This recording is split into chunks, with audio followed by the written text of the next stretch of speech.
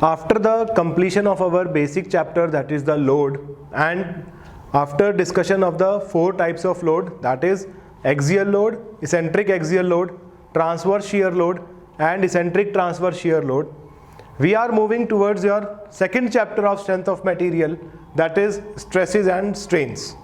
Right. Now what is a stress? We can say that stress is the magnitude of internal resisting force developed at a point. Right. It is the magnitude of internal resisting force developed at a point. This is important. It is stress is defined at a point only. Right. If I write here that stress is defined at a point, not on the area or not on a surface. The stress is defined at a point and it is magnitude of internal resisting force developed at a point in the member against deformation. Right. Deformation must be there, caused due to loads acting on the member. We are saying that if I apply the external force on a member, then that external force will try to deform the body or the member. Right. And we already studied that in strength of material we are only dealing with the deformable bodies which are ready to deform. So if I apply a external applied force on a body, then it will start deforming, whether its length will start increasing or length will start decreasing. Right. So because of that deformation, there is a resistance developed inside the member. Why the resistance developed? Because of the cohesive forces between the molecules. The molecules of the member are there is a force of attraction between them, that is the cohesive force. And because of that cohesive force, we can say that there is a resistance developed to the deformation and there is an internal resisting force developed. So the magnitude of that internal resisting force per unit area is known as your stress. And stress is defined at a point only. So we can say that the stress is possible, that there must be 3 conditions that we already studied, that there is some external load will be there, some external stimuli will be there, maybe external load or you can say temperature difference. The body must be a deformable body. The body will be deforming, and for that deformation there must be some resistance. If resistance is not there, then there will not be any stress. So we can say that the stress is developed only when your strain is deformation, when your strain is resisted. This is the important thing. The strain must be resisted or it must be prevented. The body will not allow this strain to occur. Right. Because of the cohesive forces, this strain must be resisted, this deformation must be resisted, then only your stress is developed. So we can say that the strain is the cause of stress. Strain is the cause of stress. Because of strain, stress is developed. It is not like that because of stress, strain is developed. It is not. The stress is not the cause of strain. Strain is the cause of stress. Right? Deformation must be there. That deformation must be resisted. So that strain is the cause of your stress. And we can say that stress is a resisting force or internal resisting force. Then this stress is always act opposite to the direction of load or direction of external load. Right? Opposite to it, that stress is developed and it is that similar to the applied load. Right? That means stress is always opposite to external load, right, and of similar nature. What do we mean by similar nature? If you apply a axial load, then the internal resisting force must be a axial load. If you apply a bending moment, then internal resisting force must be a bending moment. And if you apply twisting moment, then internal resisting force developed must be a twisting moment, right? The similar kind of internal resisting force is developed, then we can say that stress is always opposite to the external load. And we can say if your strain is free, right, if your strain is free to occur, there is no resistance to that deformation, so then stress will not be developed in that direction because of no resisting force, right? Resisting force must be there, that resistance must be there to the deformation, then only stress is developed.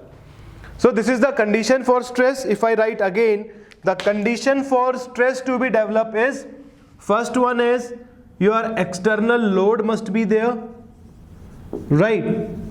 That external load must, and because of that external load, deformation must be there. Body must be deformable body, not a rigid body, and that deformation is resisted. Only under these three conditions your stress is developed, right? Stress is developed. So this is the three condition for the stress to develop inside any member. So stress is a internal resisting force developed at a point because of the deformation and because of the resistance of the deformation because of some external applied load. Suppose this is a member on which I applied a axial tensile load. This P is your axial tensile load, right? It is of tensile nature, axial tensile load. So if this end is fixed, so if you pull this member in this direction, if you try to pull this member, then the length of this member will try to increase. So we can say that if you take any section in this, let us say I am taking this section XX, where I want to see what happened. Let us say this is your XX section, right? So this P load is acting on this section in this direction. It will try to move these molecules in this direction, but because of cohesive forces, these molecules are try to resist this load or resist this deformation. So these molecules will apply or will develop a internal resisting force in opposite direction. In this direction they will try to develop a resisting force. Suppose we have number of molecules present at this section. Number of molecules are present in this section. So each molecules will exert a opposite resisting force. Let us say this force is F1. This molecule will exert a force F2. This molecule will exert a force F3 in this direction, and so on, right? So on, different molecules will exert a resisting force in opposite direction of the same nature. That is, this is a axial tensile load, so they will develop this load, axial load in this direction, right? So we can say that the F1, F2, F3 and up to Fn, number of molecules are there. The F1, F2 and F3 is the internal resisting forces which are developed at various points on the cross section, right? At various points, these are your internal resisting forces developed at various points on the cross section. So if I say F is the total resisting force developed, the summation of all these forces is F. So we can write that F is equal to F1 plus F2 plus F3 up to Fn, right? F1 plus F2 plus F3 up to Fn, it is the total internal resisting force developed. So if I say here that the total internal resisting force developed in this direction is your F. In this direction, the total resisting force developed is your F. So we can say, if assume that the magnitude of all these forces are equal, F1 is equal to, F2 is equal to, F3 and so on. So we can write the total resisting force F will be equal to N times F1. Total resisting force F will be equal to N times F1. So under equilibrium condition, we can say that you are at equilibrium condition, this F will be equal to, at equilibrium condition, this force F will be equal to P. Right, we say that this body is under equilibrium, so this total force will be equal to your external applied force, that is P. So P amount of internal resisting force is developed by these different molecules at different sections. The average of all these forces will be equal to P. So from here I can write the average stress, sigma average. Why sigma? Because this is a normal load, and we can write this is a normal stress with the help of the symbol sigma. Sigma average will be equal to internal resisting force, that is P per unit area of the cross section. P is the internal resisting force. This P is your not applied force, this is internal resisting force. Right, it is internal resisting force developed inside the section or inside the member. So your normal stress will be equal to internal resisting force per unit area. So this is known as your stress. Now if you can say that the stress is force per unit area, and if you remember, there is also one quantity, that is pressure. The formula for pressure is also force per unit area. But there is a difference between pressure and stress. Right? Pressure is also force per unit area. Stress is also force per unit area. But there are some difference between pressure and stress. So we can say that pressure is your external force per unit area. How much force you are applying divided by area of that section is the pressure. But stress is the internal resisting force per unit area. There is a difference between pressure and stress in the nature of forces. In pressure, we are taking the magnitude of external applied load, but in stress, we are taking the magnitude of internal resisting force. Right, this is the basic difference between them. Pressure, the direction of pressure is always normal to the point. At which point you are considering the pressure, then the direction of pressure is always normal to that point, normal to the section.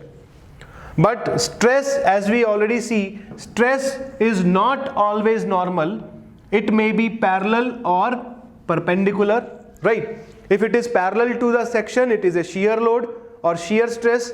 And if it is normal to the section, it is a normal stress. So stress may be parallel or may be perpendicular, but pressure will always be perpendicular to the section. Next difference is your hydrostatic law. What is the hydrostatic law? Pressure at a point in all the direction is equal. Right?